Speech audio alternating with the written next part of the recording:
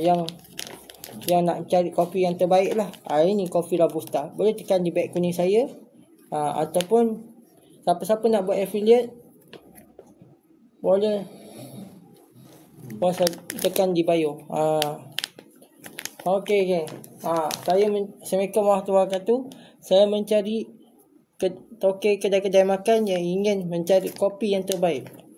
Kita ada kopi Robusta, kopi bendahara ya. Kopi bendahara. So ni Robusta, kopi yang terbaik.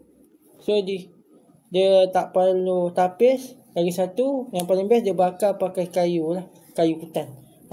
Daripada siapa yang beli kat saya ni, dia bagi free shipping. TikTok bagi free shipping kalau ada kawan-kawan yang ada kedai makan nak cari kopi yang paling best, boleh tekan di beg kuning saya ataupun share saya punya video ni.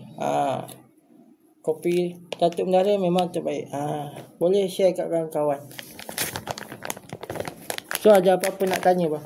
Selain tu kita ada jual minyak. Minyak sesepuh ni pahlawan. Minyak original. So walaupun botol kecil, jangan risau. Kita akan wrapping besar-besar bas penuh. Kita pakai by JNT lah. So kebanyakan yang kita hantar, alhamdulillah cepat sampai.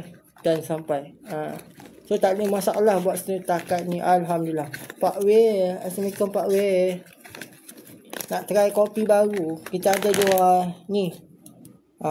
Robusta coffee ni ataupun Robusta coffee.